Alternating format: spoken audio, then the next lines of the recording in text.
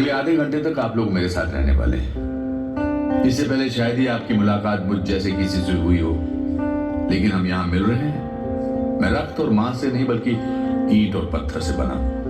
मेरी आवाज और सीढ़ियों में नयापन दिख सकता है, लेकिन सच्चाई ये है कि मैं यहाँ इस पहाड़ी पर 19वीं शताब्दी से खड़ा हूँ। मेरी जिंदगी केवल मुझ तक ही सिमटी नहीं है, बल्कि ये शिमला की भी जिंदगी और दास्तां है।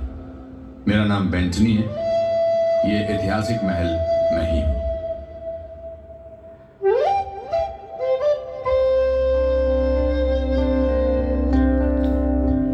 एक ऐसा भी समय था जब मैं यहां नहीं था। यहां कोई शहर नहीं था, ऊंची ऊंची इमारतें नहीं, बस एक पहाड़ी और घना जंगल। लेकिन उस पहाड़ी और जंगल में जीवन था, जीवंतता थी, भरपूर जिंदा दिली थी। ये पशु पक्षियों से गुलजार था। 18वीं शताब्दी के अंत में शिमला के पूर्व में नेपाल एक शक्तिशाली राष्ट्र बनकर उभर रहा था।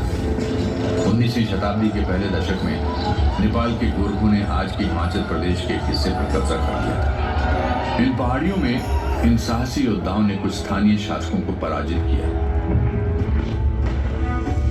महाराज, हम क्या करें? अगर उन पर जरा सी भी आंच आई तो वो हमें मसल कर रख देंगे, इसमें कोई शक नहीं। अंग्रेज भारत में आ गए हैं। उनकी ईस्ट इंडिया कंपनी बहुत शक्तिशाली है और उनके पास विशाल सेना है।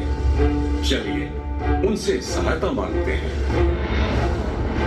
उनका मदद करें? But why? East India company के डायरेक्टर्स हमें लोगों का सहायता करने के लिए पैसा नहीं देते। हम यहाँ कंपनी के शेयर होल्डर्स के लिए पैसा कमाना आए हैं, न कि सुदूर पहाड़ियों में किसी का मदद करने के लिए। कुछ वर्षों तक कंपनी शांत रही। हिमालय की निचली पहाड़ियों में भारी परिवर्तन होते देखती रही। फिर पूरे यूरोप और भारत के अन्य हिस्सों में कई ऐसी घटनाएं घटी जिनके चलते ब्रिटिश को इन पहाड़ियों में सेनाएं भेजनी पड़ी।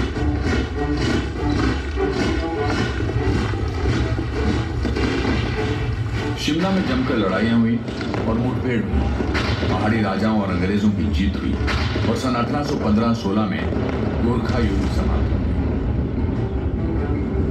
2 वर्षों के भीतर ही ईस्ट इंडिया कंपनी की सेना के अधिकारियों ने इन पहाड़ियों को घूमना टटोलना शुरू कर दिया। What a delightful place!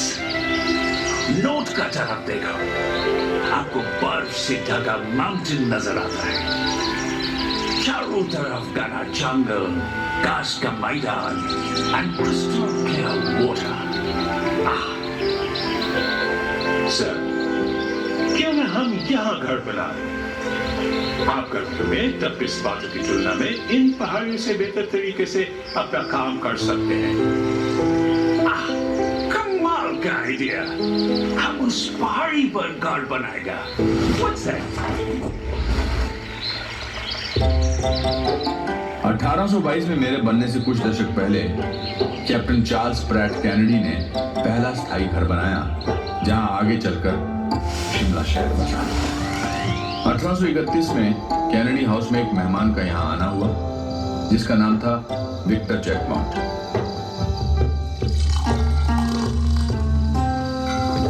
मॉन्सियर, ये गांव तो राइसो, निकामो और रोकियो के लिए एक रिसोर्ट है। मॉन्सियर जैकमॉन्ट, एक बॉटनिस्ट होकर भी आप कितना अच्छा मजाक करते हैं। शुक्रिया कैप्टन केनेडी, मुझे हफ्तों से पानी का स्वाद नहीं मिला है। आपका भरा हुआ सेलर देख के मजा आ गया। कुछ वर्षों के भीतर मेहमान नवाज कैनेडी के यहाँ और भी कई खास मेहमान आए।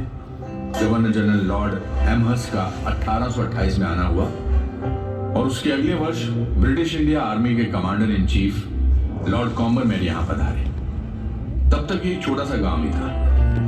कॉम्बरमेयर का यहाँ आना शिमला की तस्वीर के लिए एक अच्छा संकेत था। यहाँ सबसे पहले इमारतों का निर्माण कार्य उन्होंने ही शुरू किया।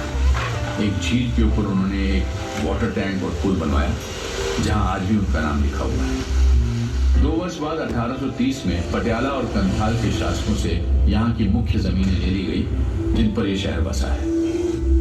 ऐसा लगता है ये जमीन मेरे आगमन के लिए ही तैयार की जा रही थी। वर्ष 1831 तक इस जगह पर 60 घर थे। इस जगह को अलग